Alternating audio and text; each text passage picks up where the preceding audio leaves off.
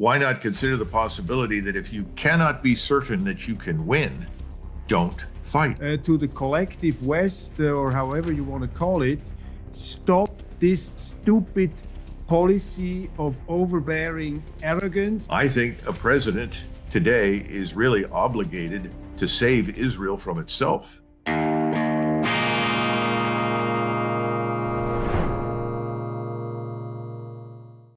Grüezi miteinander, ganz herzlich willkommen und einen wunderschönen guten Tag, meine sehr verehrten Damen und Herren. Ich freue mich, Sie zu begrüßen zu einer weiteren Sondersendung von Weltwoche Daily, die andere Sicht, unabhängig, kritisch, zuversichtlich, am Donnerstag, dem 26. Oktober 2023. Und es ist eine große Freude, wieder begrüßen zu dürfen, den Ihnen bereits bestens vertrauten Colonel Douglas Macgregor. Und ich werde jetzt auf Englisch weiterfahren, weil unser Gast bereits im Programm wartet. Und es ist unhöflich, wenn ich da in einer Fremdsprache weiterspreche. Colonel, it's great to have you back here at Weltwoche Daily. How have you been? Everything okay in the United States? Yes, well, I must admit that listening to your Schweizdeutsch is a little difficult. So it's a good thing we're speaking English, because I've only gotten every third word or so. Well, I mean, this is absolutely depressing for me, what you have just said now, because I tried to use my best High German, which has been identified by US Swiss German. So I'm already annihilated at the beginning of our program. Oh, I'm so sorry. I remember in school having to learn a little bit of Schweizdeutsch. You know, it was über allen Gipfeln ist Ruhe, very famous in German. Yes. Über allen echt Gerst nüt, something like that, you know. So it was might as well have spoken Greek, you know. Oh, okay. Well, I mean, this is actually one of our secrets, to preserve our dialect in order to scare off the Germans. But please don't tell it to the Germans. Well, they're easily scared these days. So, yeah. I mean, what's your relationship to Switzerland, by the way? You've ever been to Switzerland? You know the country a little bit? Just a little bit. I visited Luzern and drove through the country. This is 1978. That's my last real visit to Switzerland. So I would like to have seen more, but I didn't have much time. I was a young lieutenant serving in Germany. Okay. So I didn't have much time. Well, these were the glorious old days. Switzerland has changed a lot, not always to the better. Well, let's start it off here. Let's begin before we switch to the Middle East. Let's talk a bit first, an update on the Ukraine war. It has disappeared from the headlines. Interestingly enough, I mean, the media do not write much about Ukraine anymore. Can you give us a short update of what's happening in the Ukraine right now? Well, I think it's somewhat beneficial to Washington that it has managed to redirect media attention to Israel, because things have gone very badly for Washington and obviously its puppet regime in Kiev. And right now, the Russians have moved forward, but at a very deliberate pace, seeking to avoid any casualties. They're making significant progress near Advika, I think is the name of the town, that has turned into something of a Bakhmut for the Ukrainian forces that are there. At the same time, they're moving north and west, I think with the objective of surrounding and taking Kharkov in the next days or weeks. All of this is being very carefully orchestrated, deliberately done. There are no mad dashes forward. And again, someone asked me, well, why hasn't Putin and the Russian military overwhelmed all of Ukraine?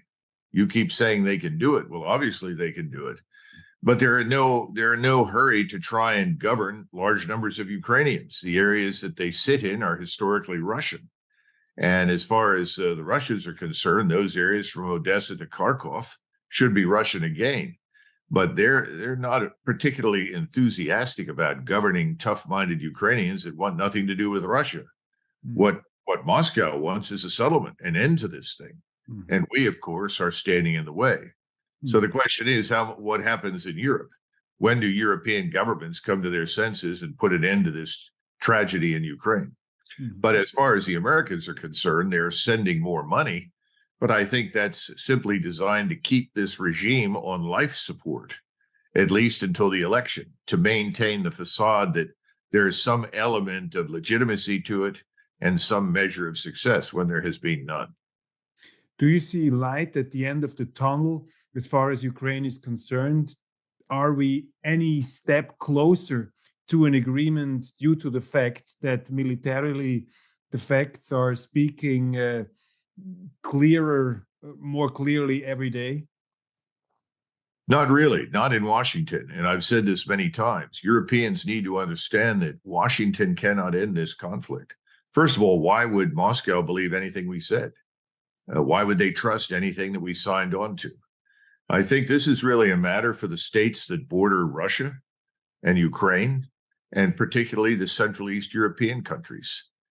Berlin, Budapest, Warsaw, they can play a very important role in bringing this tragedy to an end. I think Paris, to some extent, can contribute, but I don't see London being any more credible than we are, given their behavior. So it's a matter of the people that live closest to this have to come to terms with the reality that this cannot go on if they want a Ukraine to exist at all. We think that half the population of Ukraine is either dead or left, moved out of the country. What kind of future does Ukraine have under these circumstances? If it's to have any future at all, it needs to end. Is the United States government losing interest in Ukraine? Are we seeing a scenario as we have witnessed in Afghanistan, where you could say in the middle of the night the Americans ran off and just left Afghanistan? Do you see any signs that the United States have this kind of Saigon, Afghanistan scenario at the moment? Yes. And I've tried to remind people repeatedly that we and the British are quite similar in that we are primarily aerospace and maritime powers. When things don't go our way, when our mistakes have been made, we simply fly and sail away. And someone asked, what would happen in Ukraine? And I said this months ago. I said, eventually it will end up like Vietnam. We'll simply leave. We'll change the subject. And remember, most Americans pay remarkably little attention to what happens beyond their borders. This is a huge problem for us. But a Spanish general staff officer once said to me when I was at Supreme Headquarters Allied Powers Europe, said, Colonel Macgregor, the United States is not a country. It's not a nation. It's a planet. You live on it. And he was absolutely correct.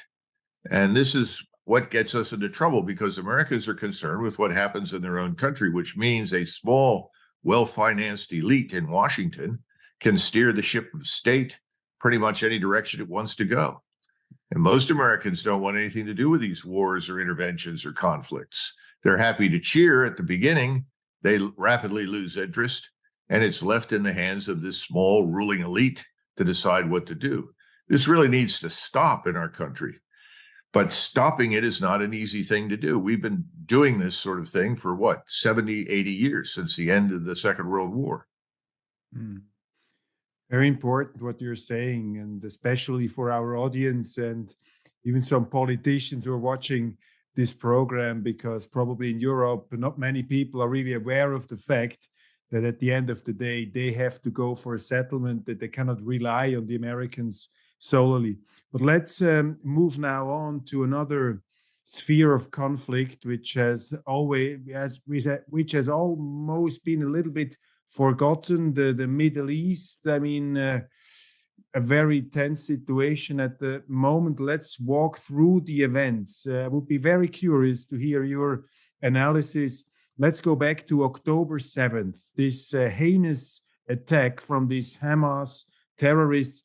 From your military experience, what exactly happened on this day? Was this a terrorist attack on a new scale, something we haven't witnessed before?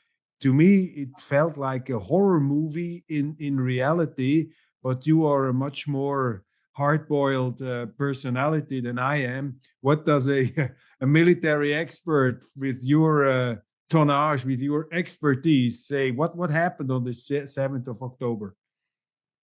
Well, I should point out that I was in Israel 3 years ago in February of 2020, and I had the opportunity, because I was a guest of the IDF chief of staff, to visit the Gaza front, so to say. So I saw the barriers, I saw the walls, I saw how the Israelis had constructed what I thought was a very effective and tightly organized security system. To be perfectly blunt with you, I'm somewhat surprised by the entire thing. It seems almost incomprehensible to me that the Hamas fighters could have broken through as suddenly and as easily as they did without two things. One is shameless incompetence, for which I saw no evidence when I was in Israel, or someone deliberately let them in.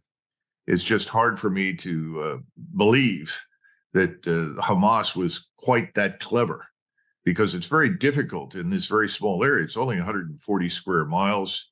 The Israelis really understood what was happening inside of it. And of course, you had the Egyptians on the other side, equally concerned about what Hamas could do and its potential to destabilize the region, also providing information and intelligence to the Israelis. So I think the Israelis at some point will have to launch an investigation. In 73, you had a different situation, but a similar outcome. And ultimately, Golda Meir, with a few other senior officers, was held responsible and accountable for what had happened in 1973. Because once again, there were plenty of indicators that something was happening, and they should have prepared more effectively for it. So now the Hamas breaks through. There were 3,000 fighters. They came in several waves. 1,500 of them were eventually killed. The others escaped back into Gaza, but that's the tip of the proverbial iceberg. We think there may be 50 to 60,000 heavily armed Hamas fighters. And in some respects, if we really believe that Hamas was able to pull this off without being noticed and broke through as easily as they did, I'm beginning to think that they have set a trap for the Israeli Defense Force. In other words, let the Israeli Defense Force move into Gaza. And since the Israelis have rubbled the place, which means that you have ruins as opposed to buildings and so forth, it's much easier for the defender now than it would have been to defend a normal city. And of course, this was the experience during World War II. We found the same problem. The Germans did. The Soviets did. You didn't want to destroy the city. If you did that, the defense was infinitely more powerful than the offense. So I now think that Israel has embarked on a war of annihilation directed at Gaza. That's the best way that I can put it. And of course, many of the acts that were performed by Hamas, which were heinous and atrocious, certainly helped to sort of inspire the Israelis to a higher level of vengeance. But the bad news here is that, once again, everyone is being guided. When I say everyone, I'm talking about the Israeli government, people in Washington, by emotion as opposed to reason. There's no one sitting there and saying, well, does it make sense for us to go into Gaza at all under the circumstances? Is there not another way to do this? It's a kind of bloodlust that's hard to suppress. It's similar to the attitudes in the United States towards Japan after the Pearl Harbor. So at this point, though, I think the Israelis are confronted with a very difficult situation. As you know, they sent in a small reconnaissance element in search of some hostages, and that small reconnaissance element that consisted allegedly of both U.S. and Israeli special forces was attacked and driven off with casualties. So I think the Hamas fighters are absolutely waiting and quite prepared for what's to come next, and it will be a fight to the finish. What would you say? What kind of enemy is Hamas? I'm not an expert in Middle East warfare. I just remember 20 years ago, we published in Weltwoche, we published the founding charter of Hamas, which was, to me, highly disturbing, because you could read that this group is about to annihilate the Jews. I mean, they're not just talking about Israel. They say you have to kill the Jews wherever you find them. You have to destroy Israel. So it seems to me an organization which is almost motivated by biblical hate against Israel. But what do you make of this Hamas? I see that also in Switzerland, in Germany, people are sometimes not so clear about what Hamas is. Now, President Erdogan said it's a liberation group. What is Hamas in your military perspective? Well, setting aside very briefly the military dimension, Hamas appears to be an offshoot of the Muslim Brotherhood. You could describe it as the armed wing of the Muslim Brotherhood. Muslim Brotherhood, of course, aspires to take over and Islamicize the world, but it plans to do that, quote unquote, peacefully, even through democratic means. In other words, if you can breed enough Muslims in Europe, then eventually you can make Europe an extension of the Islamic world as opposed to outright violence. Hamas is the violent wing of it and is dedicated to the destruction of Israel without question and any Jews who remain there. But, I don't think we should compare it to ISIS, which was a wholly different animal and ultimately founded preeminently to destroy Shia and the Shiites in the region. It then began killing everyone in sight, but the truth was that was the original objective. This is solely focused on Israel and its elimination. And that's one of the reasons why we're looking at a war of annihilation being waged by the Israelis against it. And of course, the sad part is that in this setting, there are no real non-combatants from the vantage point of the Israelis. If you're there, you're an enemy. And we ought to stop and consider that if you go back to Stalingrad, there are 2 to 3 times as many civilians in northern Gaza as there were in Stalingrad when the fighting there began. And it was not a war of extermination in Stalingrad. That's misleading. It was a terrible, terrible event, and a million Soviet casualties resulted. But this is worse, to be blunt. This is wholesale murder. And this is upsetting the Islamic world. Because remember, Mr. Erdogan spoke quite recently. He is the head of the Muslim Brotherhood. He actually heads the Muslim Brotherhood in North America. So you've now stirred a different pot, if you will. This is a very different event from what we've seen elsewhere in the Middle East, and it is inciting all Muslims, Shiites and Sunni together. And I would never have believed that you might have seen a Turkish-Iranian alliance against Israel, because those are the two historic rivals in the region. Yet that's exactly what is emerging. Mm-hmm. Where is the responsibility of Prime Minister Netanyahu? There are critics who say his government and his ruthless style against Gaza and against the Palestinians, this ruthless style has somehow created this monster of Gaza, has somehow created also this terrorist attack. So it's the product of a misguided extremist Israel policy in the Middle East. What do you make of this argument? It's not invalid, but it's more complex. During the Camp David Accord discussions before the accords were signed, and Sadat of Egypt met with Begin of Israel, Begin actually offered Sadat Gaza and said, please take it. Take it off our hands. We don't want it. And Sadat said, not on your life, because we don't want this destabilizing element in our own country. Plus the fact the Egyptians, as we know, are trying to maintain millions and millions and millions, tens of millions of people on an infrastructure built for a fraction of that number. So more is something they can't cope with easily anyway. So I don't think this is new. What happens, I think, over the last 20 years, people have referred to Gaza as becoming the largest open-air concentration camp in the world. Well, that may be extreme, but it's not entirely inaccurate. So it's a combination of things: an insoluble problem for the Israelis, a problem that their neighbors have not wanted to solve, and the outcome is combustion, explosion, and a more radicalized element than perhaps anyone ever anticipated would emerge, particularly since it's turned out to be quite competent. Mm-hmm. Mm-hmm.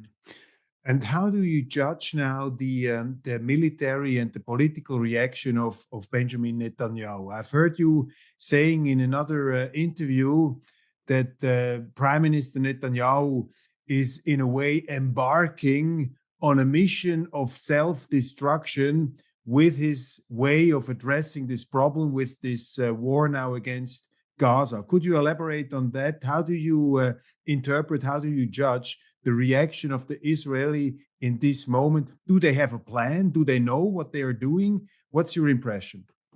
Well, the plan is to level as much of Gaza as possible and then go in and root out the enemy. Of course, the problem is who's the enemy. And that's where you run into the difficulty of separating so-called non-combatants from combatants. And that's not going to happen. People that are staying there now who are not members of Hamas or not fighters are going to end up being killed. And I think there's something else happening with Netanyahu, who sees the criticality of revenge and leading this revenge campaign. He also has enormous power and influence in Washington, probably greater than ever in the history of Israel.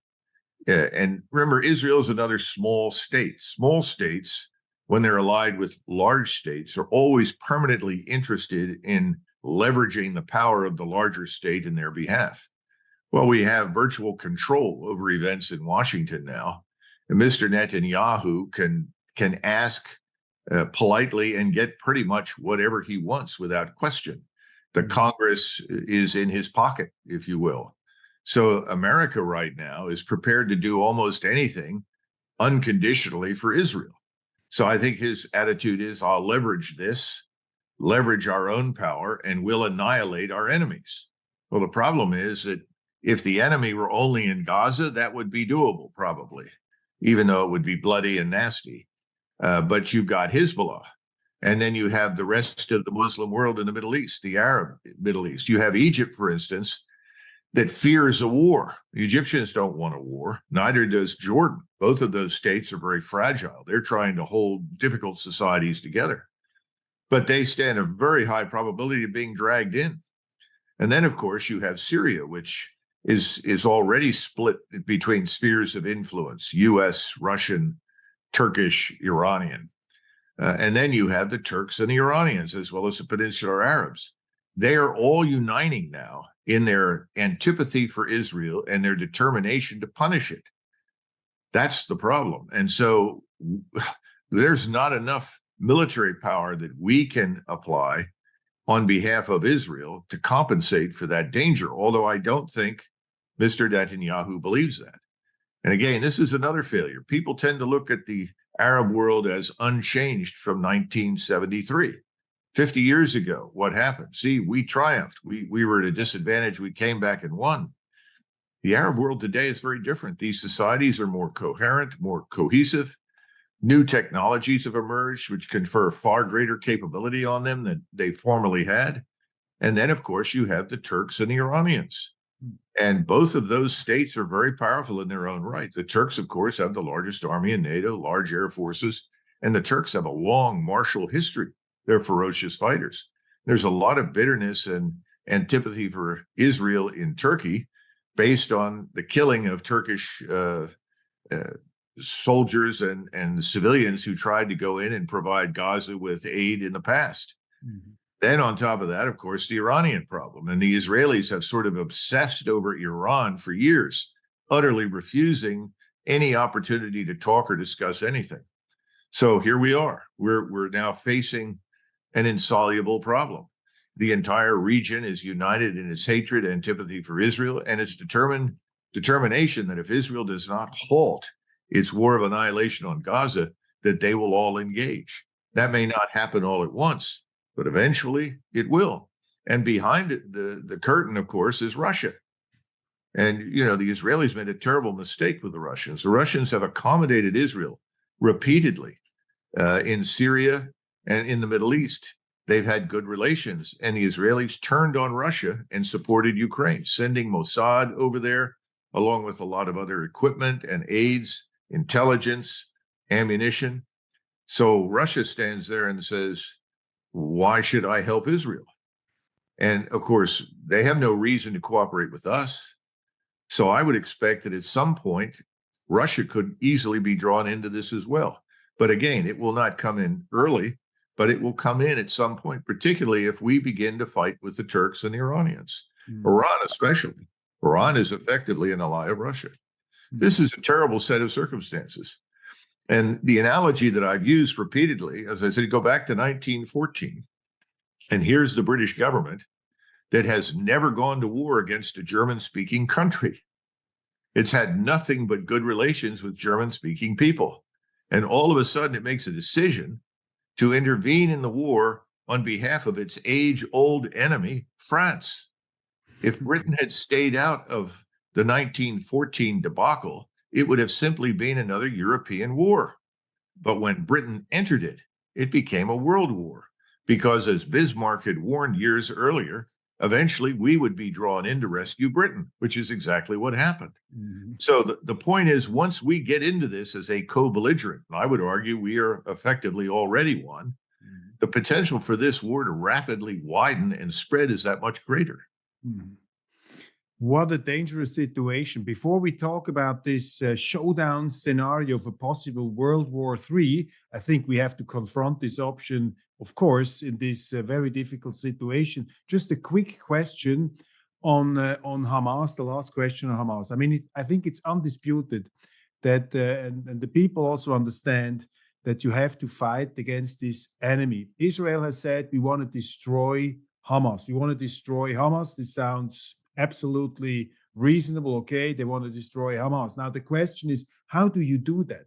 I mean, we see in Gaza that they obviously have used millions and billions of aid money to construct a very sophisticated tunnel system, which is even more sophisticated than what the Americans have witnessed in Vietnam or what the Americans have witnessed in Iwo Jima, in these terrible, terrible island wars in the Pacific. I mean, how is it conceivable to fulfill this promise to Hamas, to destroy Hamas? Is it possible to destroy Hamas? What would you say if you were the field commander, if you were the chief commander of the Israeli army? What would you say to Bibi Netanyahu if you told you, okay, of course, General, destroy Hamas? Can it be destroyed? Can you say something about that? I would say to my military or civilian superiors that we can certainly go in and kill large numbers of people. But Hamas is more than 40 or 50 or 60,000 fighters. It's an idea. You want to kill the idea. You want to discredit it. You're going to have a lot of trouble relying exclusively on military power for that purpose. So you might want to consider looking at other things that could be done that would rob Hamas of its argument. Now, that's not easy, but if you plan to maintain the state of Israel in this region, that's something you have to think about. Historically, the Israelis were instrumental in helping Hamas come into existence because they were very good at manipulating various factions in the Islamic world against each other. And that worked to advantage. Anytime there was a dispute anywhere or a conflict, the Israelis would involve itself with one or both sides. This is an entirely different set of circumstances, as we point out. Now, Hamas seems to be enjoying increasingly not just celebrity within a small area, but the support of the entire Islamic world. People from Indonesia to Morocco are involved now. So it's an idea. Killing ideas is very difficult. Killing people is easy. And you're never going to kill everyone, which means you're going to breed more opponents down the line. Unless you can line everyone up, all 2.2 million, and gun them down, you're going to get new generations of fighters. That's the problem. So the Israelis have to have a two-pronged approach, so to say. On the one hand, yes, we're going to go in, we're going to inflict damage, we're going to try and undermine it. You talked about tunnels. We used flamethrowers, particularly in the Pacific. I would expect the Israelis to use some fuel air explosive, which is a vapor that ignites and then explodes, robs everything of oxygen, destroys everything. I would expect that to happen in some of these tunnels if they can make it work. In other words, this is a no-holds-bar operation. But if you think that will be the end of it, you're making a mistake. And that's why I would warn the civilian authorities, what have you got in your back pocket in terms of a strategy to deal with the profoundly human dimension of this? What are you going to do? And that would, I think, cause any thoughtful person to back away from wholesale extermination. I mean, this is it's amazing what you are describing. My impression is, if I look at the pictures now of the warfare of Israel, if I talk to our correspondent in Tel Aviv, who I would say he basically supports the Israel answer, but he says these are very disturbing images we see from Gaza. So, if I understand you correctly, what is Israel doing right now is not actually destroying Hamas, but it is even making this monster bigger, and it like of if puts another, I mean, other people will support Hamas because they see, excuse me, because they see what Israel is doing. Is Israel at the moment acting against its own interest with this kind of warfare? I think so. And I think there are many Israelis who understand this, but they have no voice in the government. And I doubt seriously that their views are being heard by anyone in power. You're listening to the Netanyahu wing of Israeli politics that is out for blood and feels strongly that it has to administer this object lesson or Israel won't survive, as opposed to what I am suggesting, which is if you administer the object lesson, Israel will not survive. Mm-hmm. That's my argument. And so I've said to people that would listen here in Washington, every president at some point has intervened in these conflicts involving Israel. He's operated usually as a check on Israeli power. In other words, the Israelis crossed the Suez Canal. We said no after the counterattacks to break through the Egyptian lines. We said, no, we don't want that. Pull back to the other side of the Suez. Then we got a ceasefire. And as a result, we got an agreement, which was a very good agreement in the long run between Egypt and Israel. Right now, there is no check on Israeli power. There is no check on power from the United States being employed on Israel's behalf. I think a president today is really obligated to save Israel from itself if Israel is to survive. My great fear is that that won't happen. The entire region will line up against it, and nothing we do is going to save Israel at that point. You mentioned before the First World War. This is highly interesting, the long road to the First World War. But I would say there was an interesting nuance or a difference that if you look at the politics in the beginning of the 20th century, my impression from what I've read, many of the superpowers of the day thought that they will actually prevail in this war and they can get something out of it. Everybody had some kind of interest in going into war and completely misjudging the situation. They thought at the end of it, we will win, surely. The Germans thought they will win. The British thought they will win. The French thought together with the Russians they will win.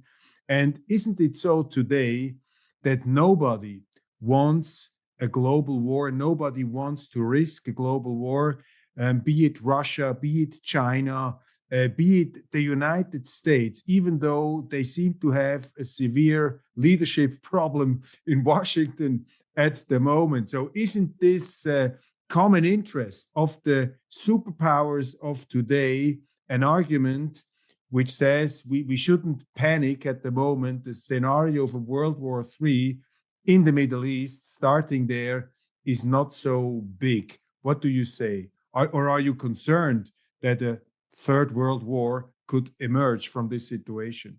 Well, I haven't used a World War III as a term. I just haven't, because I think that if we're exposed to even a fraction of what you're describing, people will be shocked and will reel back in fear of it. Now, the good news is that at least in Moscow, with President Putin and certainly with President Xi in China, you're talking about two men who have been in political power for at least 20 years. That's a very important point. They're experienced.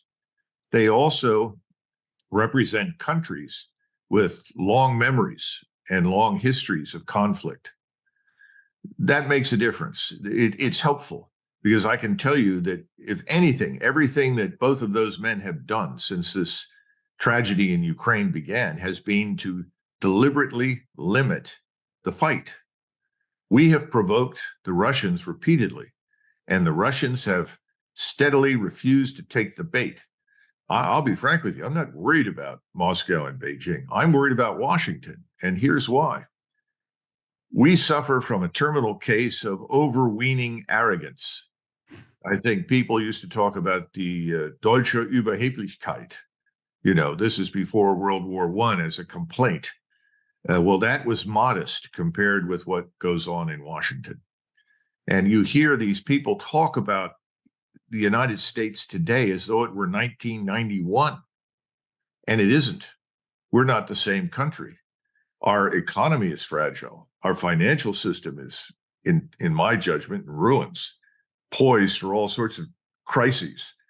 Then the population itself, we're dealing with the influx of millions of people that are not us. You know, you have that in Europe. We have it here. We're trying to sort through this. So we're not a cohesive society or nation as we once were. And in the midst of all of this, everyone seems to think that we are so powerful and so dominant that no one would dare contradict us, and that anything we want to undertake will work, that our weapons, our capabilities are superior. You don't have any reasonable debate in public about the dangers involved. We have completely forgotten war. The last time we had a war that affected Americans was World War II. And remember, the last time we had a really major war that killed 1 million of us was the Civil War. So you have a different mentality here. It's a combination of arrogance and, I would also say, ignorance. There's no understanding of the Middle East, just as there's no understanding of Eastern Europe. You know, I've said several times, what are we doing in Ukraine? We don't know anything about Ukraine. We don't know anything about Russia. Now, certainly some of us do, but the broader population doesn't. And again, they look at what's happening in Israel and say, well, it's these Arabs again. We just have to help them defeat these people. But it's not that simple. It's a much larger problem. And by the way, there's this perception that everyone there, including Iran and Turkey, are backward. There's no appreciation for the professional competence of the Turkish armed forces, or for that matter, in the Iranian armed forces. These people are, in fact, sophisticated. They have advanced air and space capabilities, advanced missile technology, and particularly the soldiers that serve in the Turkish army, they're ferocious fighters. They're very good soldiers. There's no sense of that. So I think that's the problem: arrogance and ignorance in Washington, and then the feeling that this is Israel's moment to deal decisively with its opponents, to administer this important object lesson. Remember that throughout its history, the Israelis have always felt that if a single Jew in Israel is harmed, you must immediately strike back and crush the source, or Jews will never be safe. Well, here we sit, and we've done that. It hasn't worked very well. And now they think this is the time to strike the final blow. I would rather not see this progress to the point where everyone thinks it's the final blow. I'm sure you understand. That's extremely interesting what you're saying. I mean, this reminds me in a horrifying way about Serbia, where the Austrians thought, now we have to solve the Serbian problem and the Germans have to help us. And they thought they would solve a local problem. And by solving this problem, which they didn't, they created a huge mess, a First World War. Is something like that probable to happen now in the Middle East, that the unhinged Israelis walk into Gaza thinking together with the Americans, with the West, we are so strong, we can fight this down to the end, we can solve this problem for good, and at the end they reap a much stronger storm from other countries. And even the Russians and the Chinese could say, now is the time to teach the West a lesson. This arrogance have to stop, as they did with the Germans. They want to collectively punish the Americans and the arrogant Westerners, epitomized by the Israeli, and we end up in a Third World War. How probable is a scenario like this? Well, it's not impossible. It's more probable than I would like to admit. And that's exactly what I'm worried about. And of course, you know, we're not prepared for that.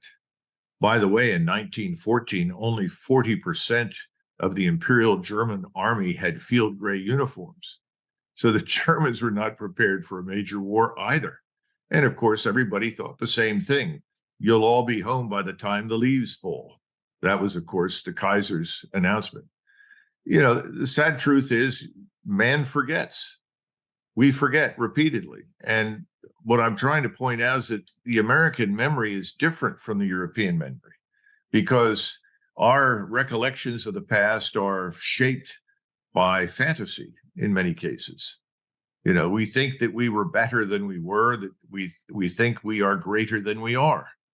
And we refuse to accept the possibility that we're simply a great power. We may be the strongest in many respects of the great powers, but we're just a great power. There are other great powers.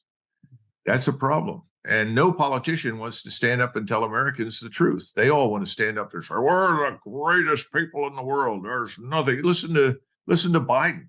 He's talking as though it's 1941. Lindsey Graham. Yeah, I mean, it's absurd. People are out of touch with reality. And all this World War style rhetoric is large, I would say, is falling on a lot of deaf ears. It's back to what I said at the beginning. Most Americans aren't really engaged anyway. Mm-hmm. This conversation is taking a turn, which is probably too depressing for me to bear. So therefore, I have to desperately find a beam of hope at this point of our discussion. Now, I will offer a beam of hope to you, Colonel Macgregor. I've just read in the summer vacation, I've read late enough, I read War and Peace by Leo Tolstoy. And Leo Tolstoy offers a very interesting theory. He says, the politicians, the Napoleons of this world, they are highly overestimated. What really matters is the collective will of the people. And you said something very interesting just before. I mean, you say a lot of interesting things, but something particularly interesting was when you said countries like Russia and China, they have a collective memory. And their memory tells them, we went through hell. We went through humiliation. The Chinese were humiliated by the West. The Russians went through the hell of communism. These people, they have had enough. The Germans have had enough of war. Nobody wants this. Only the Americans, as you say, they're probably a bit too self-confident. But couldn't we argue that the collective will of the people, of the individuals, which has to be taken into account by the politicians, goes against the war? And with Tolstoy, we would say that as long as the people do not want war, there won't be a war. So the will of the people is more important than the madness of the politicians. What do you make of that? I think you're half right. The part that's wrong is the assumption that the leadership in Washington feels compelled to take into account the will of the people. They don't. That's the point. They've been allowed for decades to conduct foreign and defense policy in isolation from much public censure. In other words, no one has stood up and say, wait a minute, look, we were in Vietnam for 10 years until finally people said, that's enough. You had riots in the streets, the draft fell apart. That was 10 years. We're only at the beginning of many of these things. And again, it's back to how many Americans do you need to kill in one day to wake people up? I hear that question all the time. The politicians love air and naval power because it's sort of sex without responsibility. You know, once you put ground forces down, you're committed, you're accountable. But we can go back to the history of NATO and Helmut Schmidt, who made himself very unpopular at the time, at the end of his tenure. But he said, if the Americans are not on the ground here in Germany with their forces and their missiles, they will not be taken seriously, and neither will we. Well, he was right. We're trying to do everything from a distance. If that distance shrinks and we begin to do things on the ground and Americans are killed, people will start to wake up and say, what are we doing? But thus far, that hasn't happened. And of course, the press is very helpful because it doesn't report the truth. It doesn't tell the truth about the American losses that do occur. It's a huge problem. We've seldom had this in our history, but it's a new dimension of an old problem, which is most people, most of the time, don't pay attention to what happens overseas.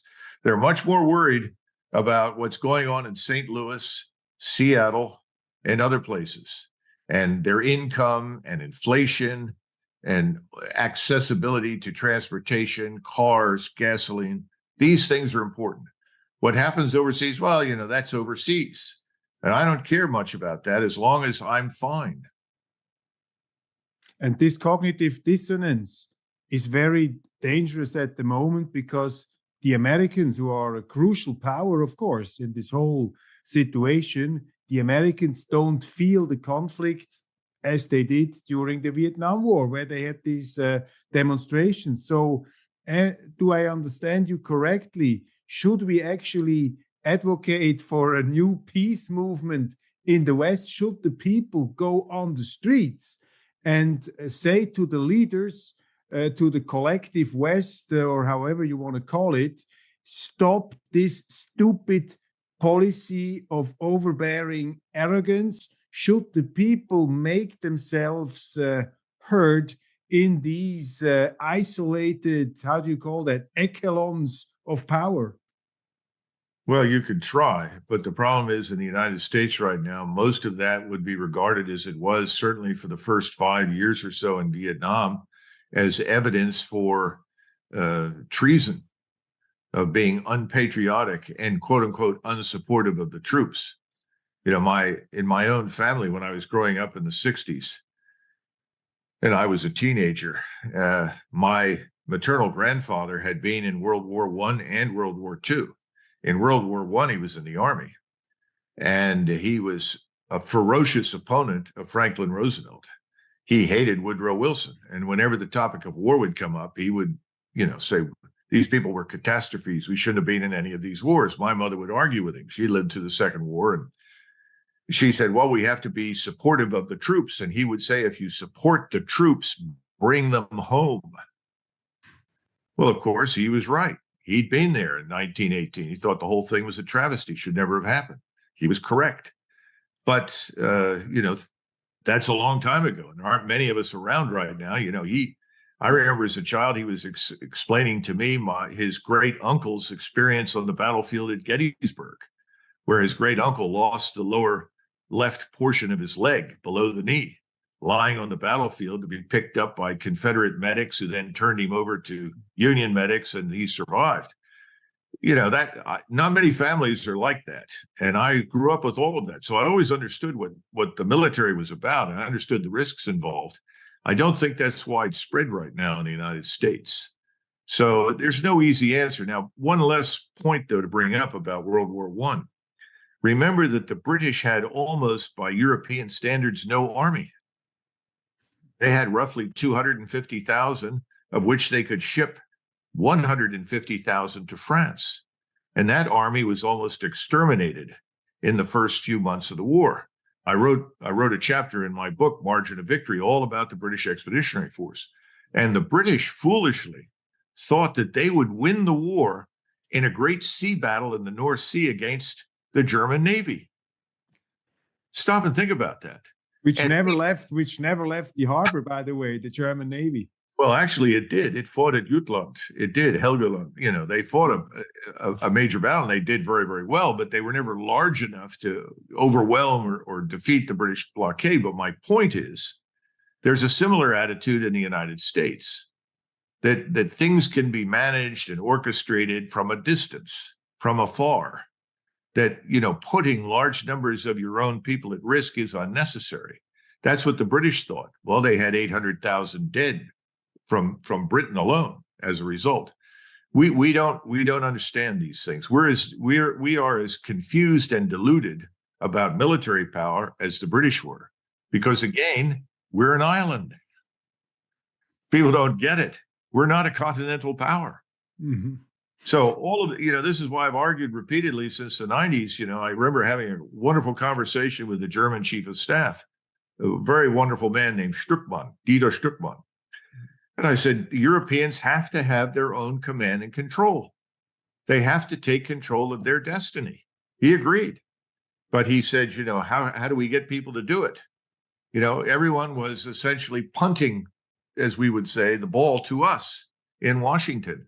Put your future in the hands of the Americans. I think we should be allies. I think we should be supportive of each other. But turning everything over to us, I think, was and is a mistake. We are both synchronically dressed in black, which adds to the gloomy atmosphere of our discussion. So I cannot let you walk off, Colonel Macgregor, without a last attempt to find the silver lining at the horizon. Where is the beam of hope? Where is the source of optimism that you see? Where is this silver lining, the light in the dark tunnel? Do you see one? I don't see how you remove the current ruling class in Washington from power soon enough to make any difference. That's the problem. I just don't. You'll have more success removing your problem children from power in Europe because, of course, you have a parliamentary system in most cases, the exception, of course, being France. We don't. And we have what we've got until there's another election, I suspect, or there's an implosion of some other kind. Who knows? But the bottom line is that I wish I could give you a more optimistic assessment at this point, but I can't. I have to read the so-called tea leaves as I see them, and that's what I see right now. And I think it's the culmination of all the various influences that I described. And remember that people like me are condemned routinely in the United States for our quote-unquote isolationism. But it was isolationism, if you want to call it that, which it's misleading because we did business with everyone in the world. This is long before the regime of sanctions. And that was our goal. Our goal was, as Washington put it, to be the world's engine of economic prosperity, not to invade other people's countries. We lost our way. World War I was the beginning of that, and we've never regained it. That's the best that I can tell you. Hopefully something will change that. But in the near term, I am not optimistic. Mm-hmm.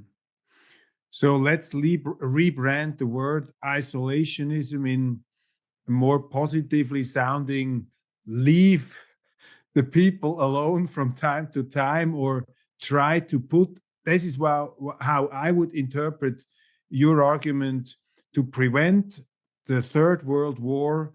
There have to be voices in politics who start to put pressure on these belligerents and say, okay, let's cool it off, let's cool it down, and this should be the United States of America. But unfortunately, even though your president did utter some words in this direction, but the pressure from the United States at the moment on Israel not to overreact is not there. But this will be the way to stop World War III, to put some flames out, to put pressure on Israel at the moment.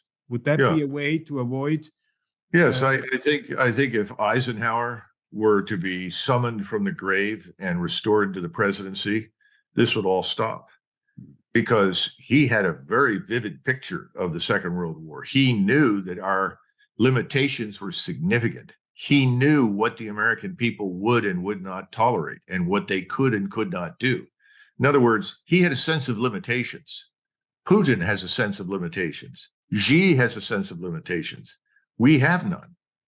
Just listen to Biden. Oh, come on now. We can support two world wars at once. We have a $33 trillion national sovereign debt. We've exported our manufacturing base overseas, not because the Chinese took it, but because we saw benefit from shipping it out and making money in our elite classes. And we've opened our borders and let anybody in, and we've stopped enforcing our laws, and criminality is raging out of control. But we're the greatest nation in the world. There's nothing we can't do. This is to put it politely, insane. It's foolish nonsense. We need to get a grip on reality. I think we'll end up getting it, but it's going to be a rough road. Well, Colonel, this brings me to the absurd conclusion that the last hope of the West are Vladimir Putin and Xi Jinping, the probably last more reasonable. We've got to get out of this habit of condemning people who are different from us. Yeah. They may be culturally different. They may have a different political system. They may have different values. In fact, most of them do. That doesn't make them wrong, and it doesn't make us right. It doesn't make them bad, and it doesn't make us better. So treating the world with some degree of mutual respect instead of pouring buckets of filth and abuse all over the heads of people that we don't approve of has got to stop. And Europeans have adopted this approach. It needs to go away. Colonel, thank you very much. And I think I speak for a lot of our viewers when I say probably someday you should consider to enter the political arena again to apply for the American presidency, because some reasonable and also historically grounded knowledge and realism is desperately needed. Many, many thanks for your time. Many thanks for your insight. Always a pleasure and privilege to talk to you. Sure, thanks very much. All the best. Thank you. Meine Damen und Herren, wir sind damit am Ende dieser Sendung angelangt. Hochinteressant, und ich finde das immer wieder extrem lehrreich, wenn man mit erfahrenen Leuten jetzt aus dem Militär sprechen kann, die auch eine große historische Erfahrung und ein großes Wissen da mitbringen. One very, very last question. It just pops up in my mind, Colonel. I mean, you have been in combat. You have dedicated your life to the military, but also to the studies of philosophy, of history. Just in a very short point, what is the most important lesson you took out of your military experience in the field? What is the most important thing there? It takes many years, usually a decade or two, to build an effective military establishment. Victories are won not on the day of battle, but years before, with decisions regarding equipment, most important decisions about how to fight and who should command. Those things are determined long before the war begins.